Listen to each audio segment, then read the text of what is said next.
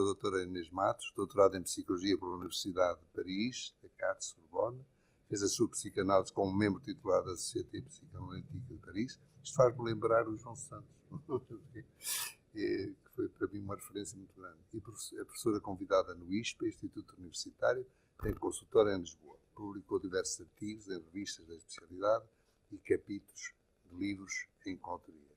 É um prazer em dar a palavra. Obrigada. Antes de mais, gostava de agradecer à Psi Relacional por me ter convidado e por me dar a honra de estar aqui entre todos nós, para vos falar um pouco da minha experiência clínica.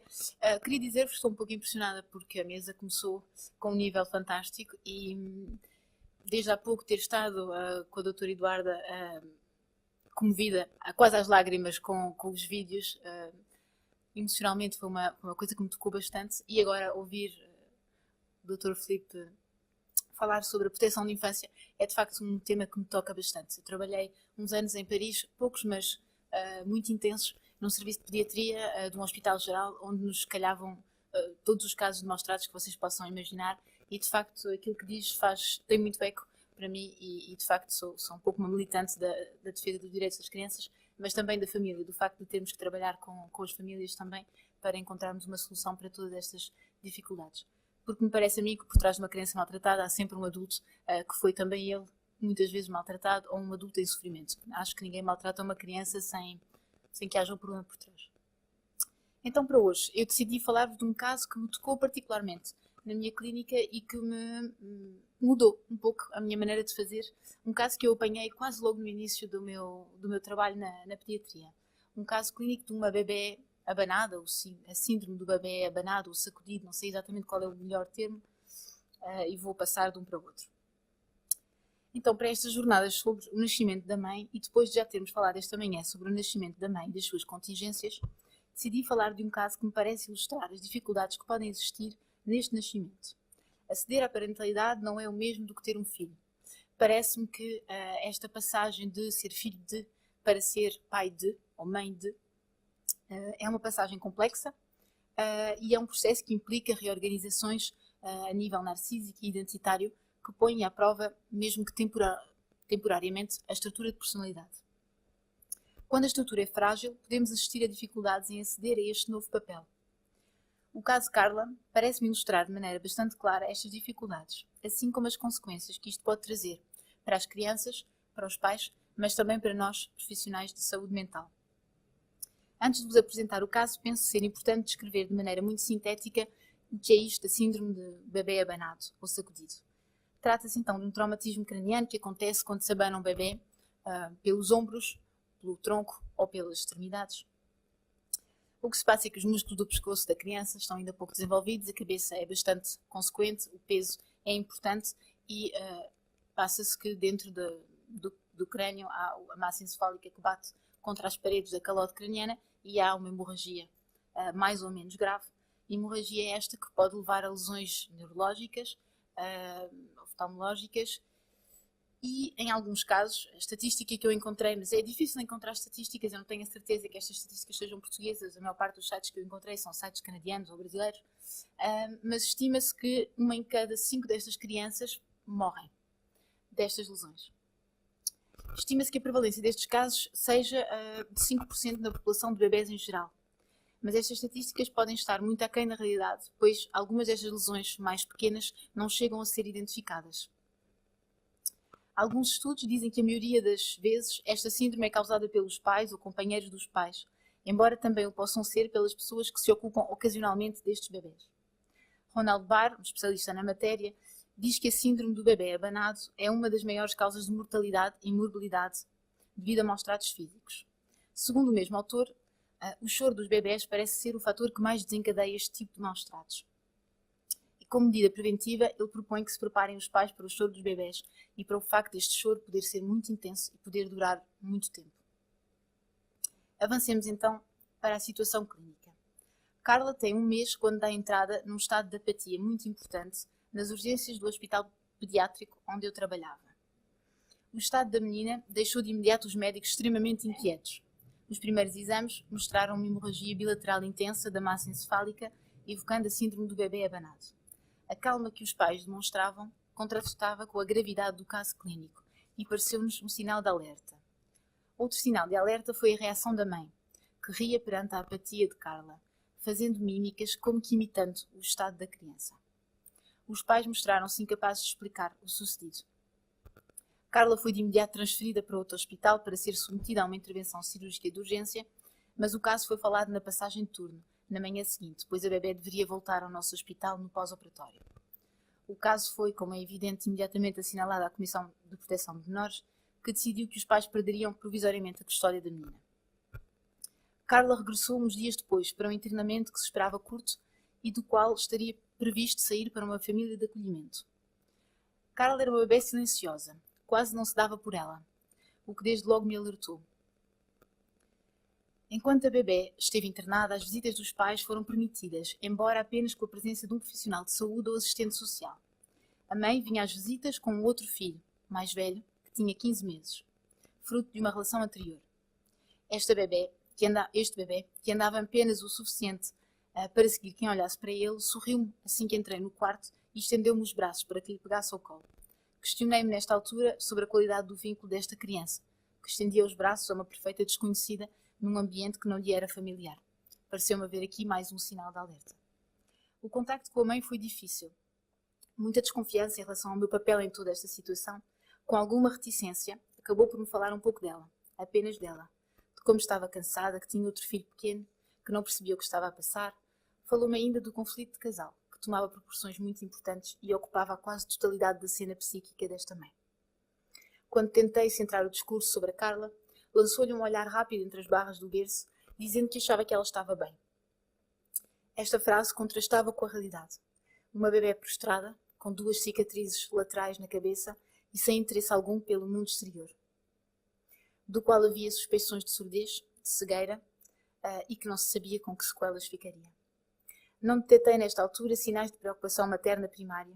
Não havia espaço para tal, pois esta mãe, embora já o fosse há mais de 15 meses e de 2 bebés, não tinha ainda acrescentado a dimensão materna à dimensão feminina. Não tinha ainda nascido. Gostava agora de falar do meu ponto de vista enquanto psicóloga do serviço e do ponto de vista da equipa. Este foi um caso que desencadeou movimentos emocionais muito fortes, com identificação, raiva e incompreensão. Esta menina, que deveria ser entregue a uma família de acolhimento após o internamento, acabou por ficar 5 meses connosco. É propositado se utiliza o termo connosco, já lá vamos.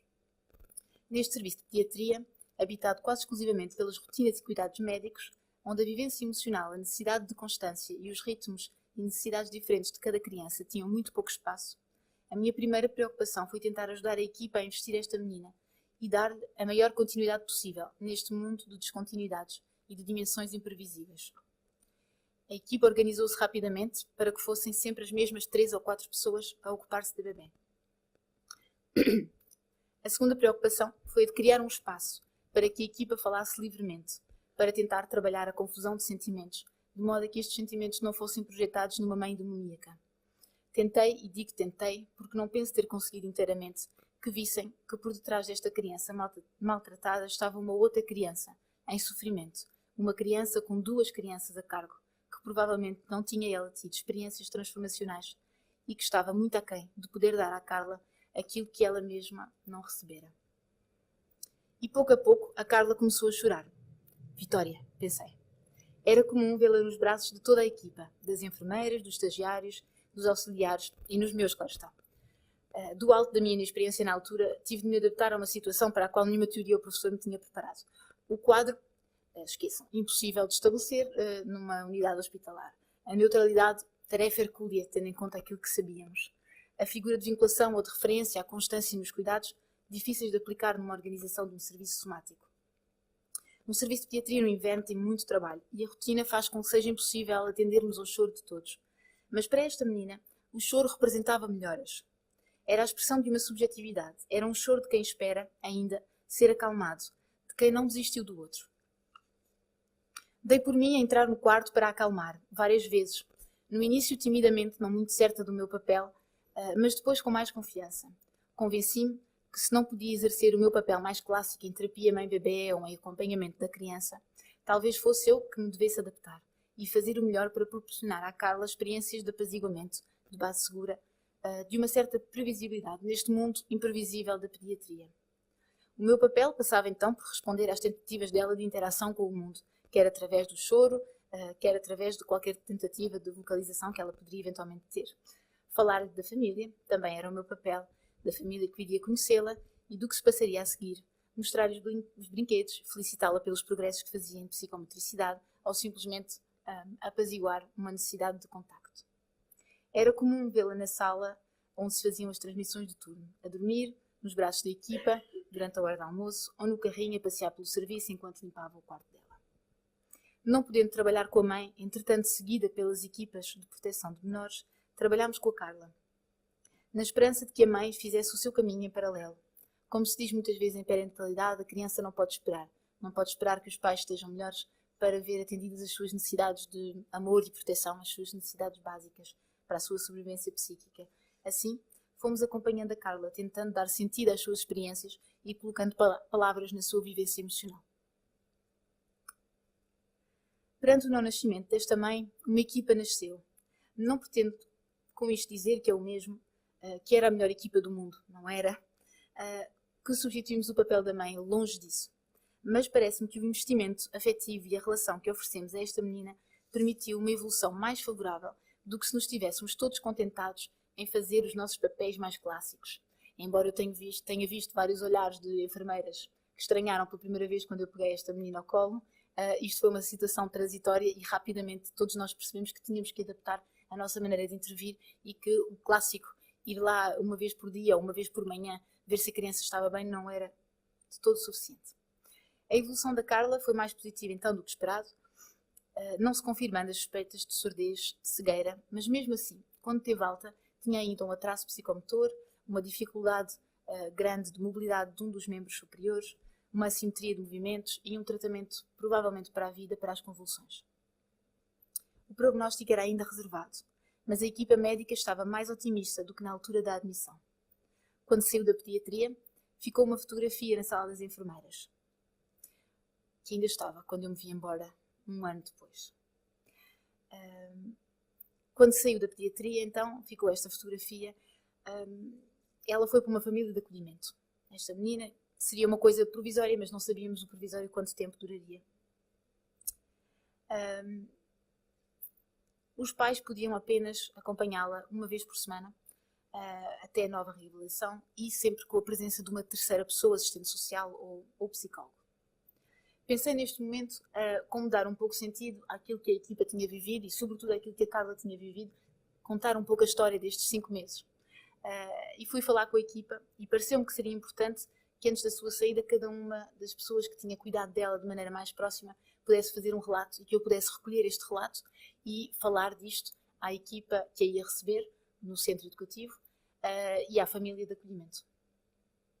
Tive então o privilégio de recolher relatos de toda a equipa sobre os comportamentos da Carla, o que gostava, o que não gostava, sobre o sono, a que horas gostava de dormir, as cestas, como eram, quanto eram, o banho, como ela gostava de rir durante o banho, a comida e a psicomotricidade e transmitir tudo isto à equipa do centro educativo. Esta passagem de testemunho foi importante para a equipa se despedir e para darmos a conhecer a Carla à família de acolhimento e para que cada um exprimisse o conhecimento adquirido sobre a personalidade desta bebê, garantindo assim alguma continuidade nos cuidados físicos e emocionais a esta criança. Para concluir, penso ser importante destacar que o não nascimento desta mãe levou a consequências graves para a Carla, mas também para a equipa pluridisciplinar que a tomou a cargo. Uma situação limite que nos levou a reinventar os nossos papéis e que espero possa suscitar as vossas questões e reflexões clínicas. Obrigada.